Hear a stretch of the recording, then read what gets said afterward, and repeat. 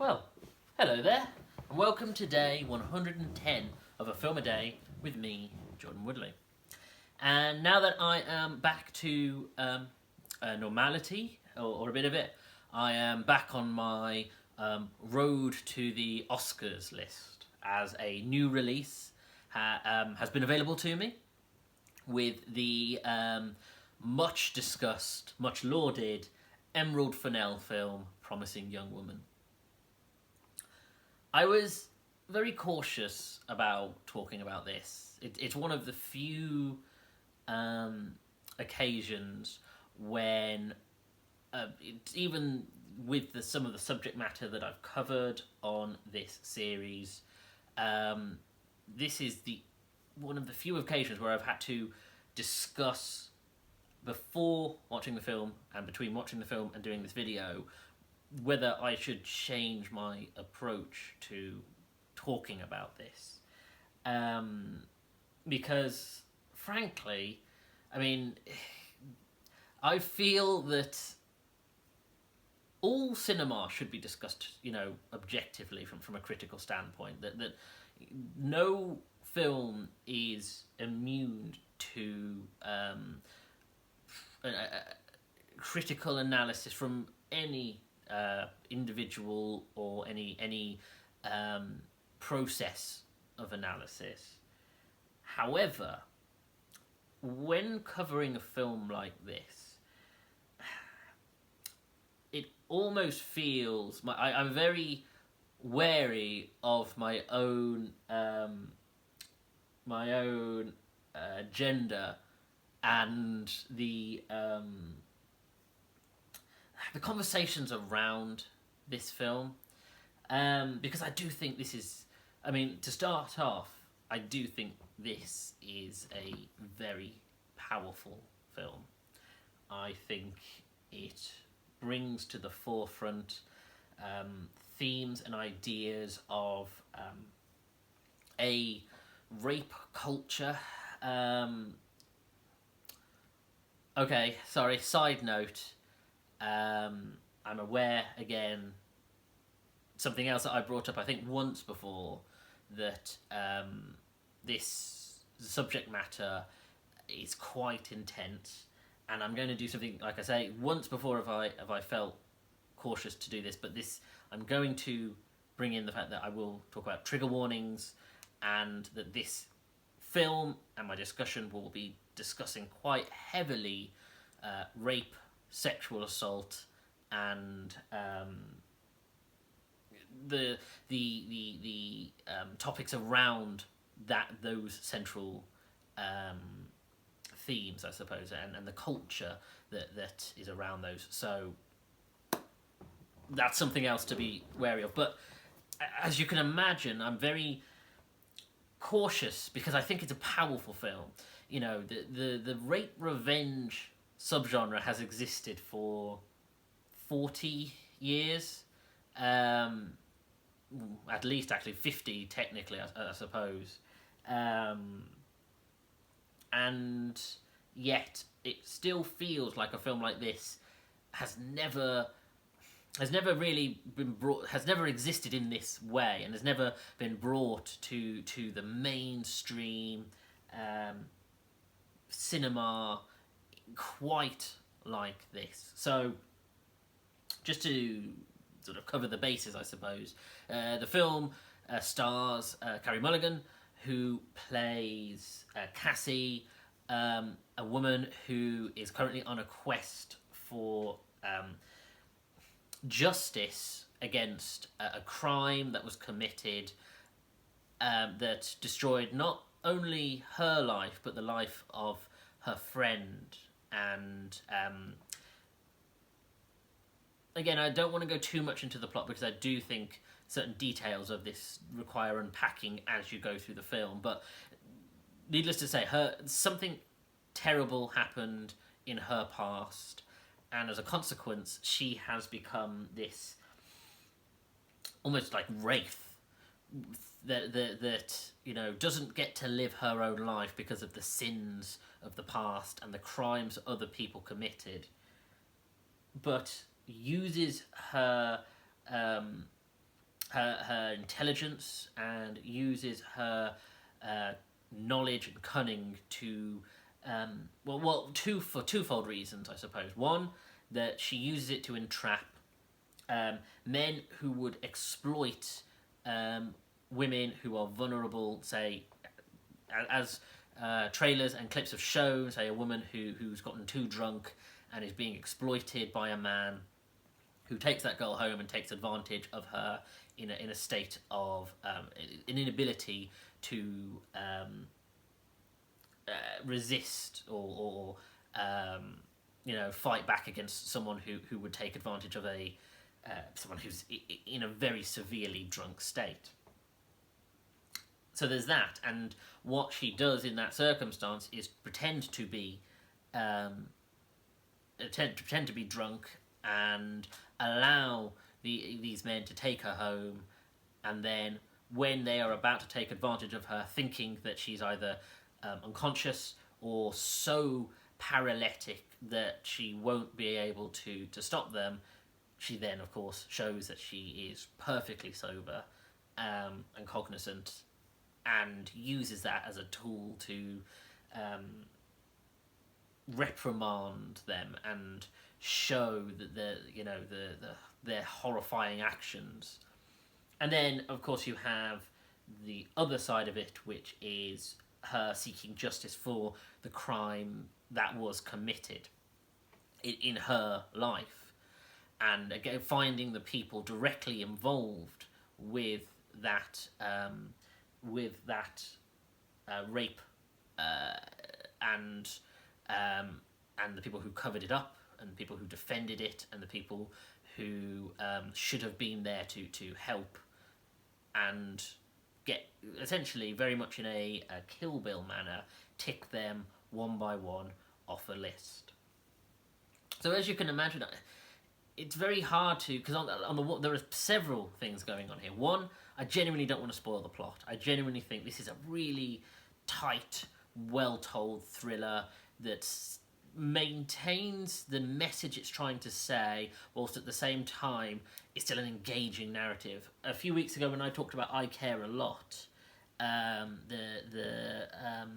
the film about exploiting elderly people and a system of nursing homes and guardianship that strips away the rights of the elderly. The problem I had with that film was it felt like it was a film of two halves, or two messages, which is the message about the exploitation of the elderly, but then also the sexy, stylized thriller. And it was trying to use the one to satirize the other and explore the themes, but it felt like two separate films in one, battling for supremacy. Whereas this perfectly balances it. It perfectly knows how to show this character seeking justice on a day-to-day or night-to-night basis against people who are exploiting women every night, and again the trying to find justice for a truly heinous crime.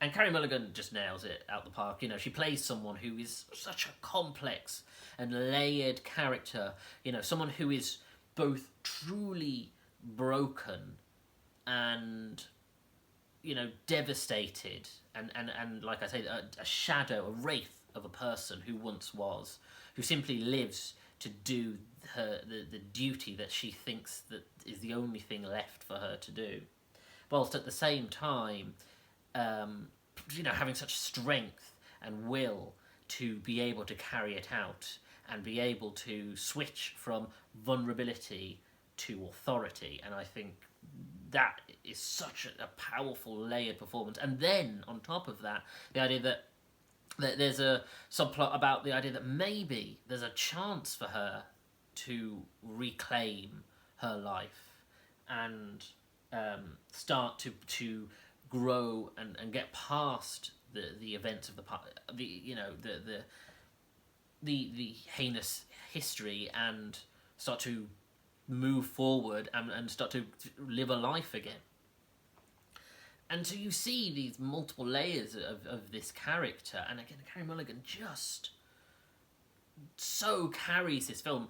This has got a really stellar cast, but frankly, I'm not going to mention the rest because it's her film.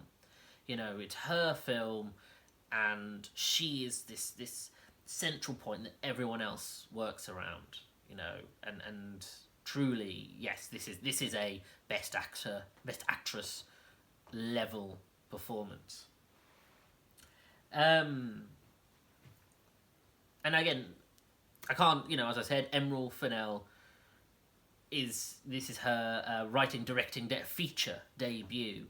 And again, this level of ability to show this narrative, keep it engaging in a cinematic way, and yet discuss this theme on a this real contemporary issue that we have, and this culture that we've created of exploitation, of vulnerability. A new, again, it's the same. It's a new face on a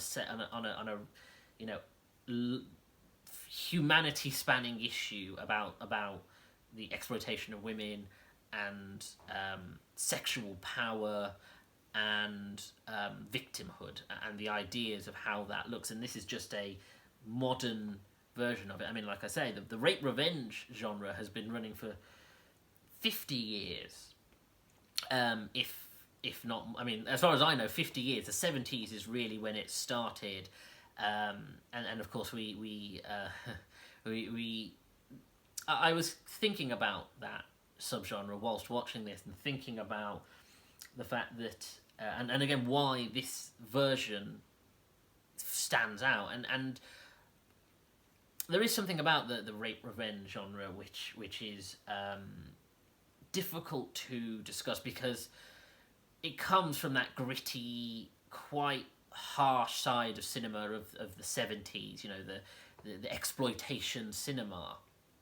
And despite the fact that rape revenge is not a particularly fun subject to cover, it became this subgenre.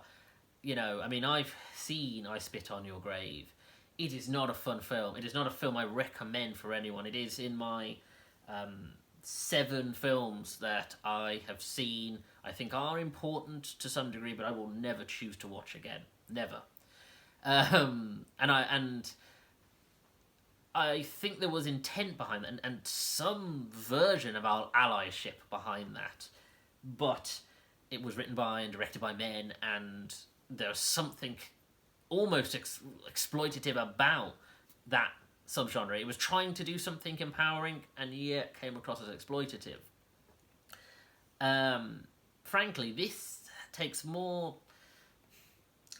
cues from something like Kill Bill than it does from sort of the older rape revenge. And Kill Bill does have that in it, but it's more, the revenge is more broad. It's more a general revenge, but there is a sexual exploitation element that exists within that film.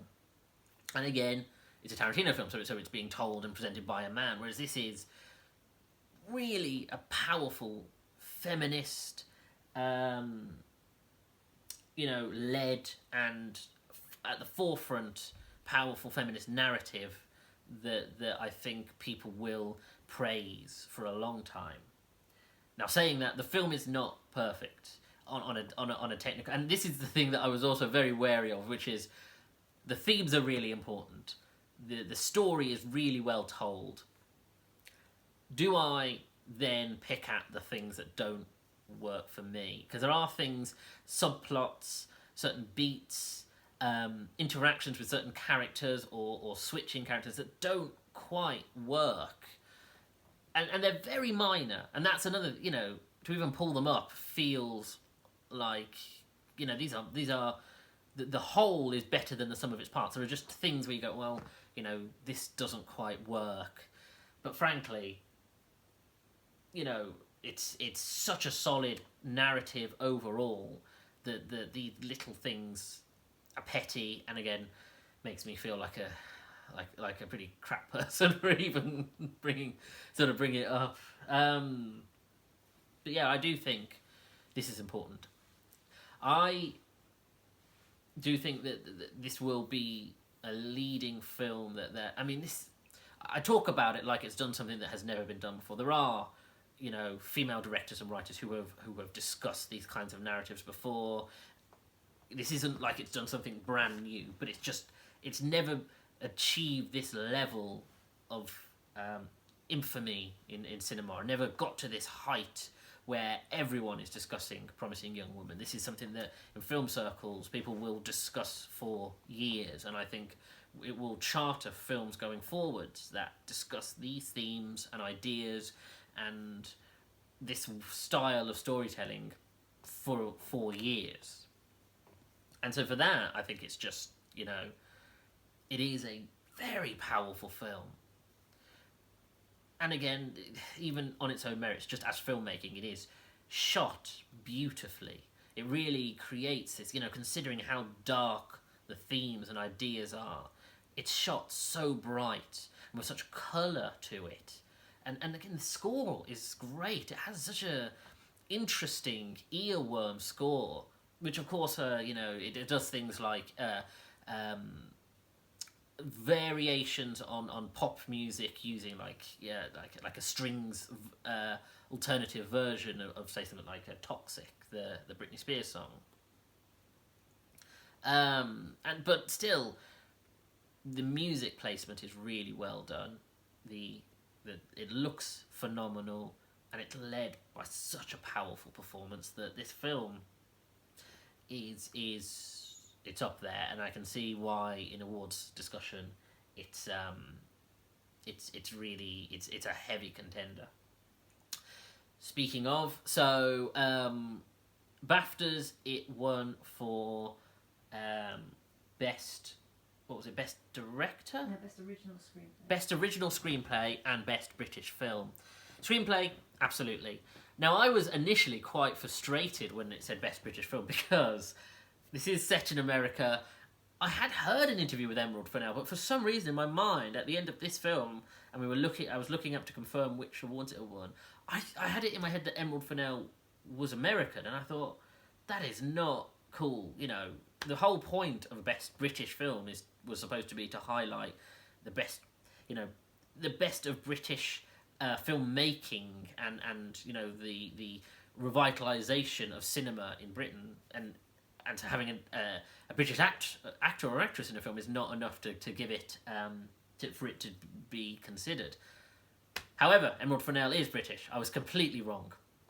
And with that being said, yes, I completely understand why it won Best British Film. It definitely needed to have won. If it wasn't going to win Best Film, it needed to have won Best British Film. Conversely, as we get to the Oscars, it's of course nominated for Best Actress, and Best Film. It definitely should win Best Actress. Best Film, I mean, there are still a few left on my checklist, but I mean, I've said this for all of them. You know, what have we got left? Trial of the Chicago 7 I've seen, Judas and the Black Messiah. Those and this are three heavy contenders. I think they're probably and Ma Rainey's Black Bottom. So the four, I think that probably to me should be leading the race. Saying that, there are still ones I haven't seen. But that's where I'm at in my thinking. This is a phenomenal film. I hope I've done it justice the way I've discussed it. I do recommend watching it. Like, this is one of those where practically most of the Oscar nominees, Best Picture nominees, I've said you must see, and this is without doubt one of those. But I hope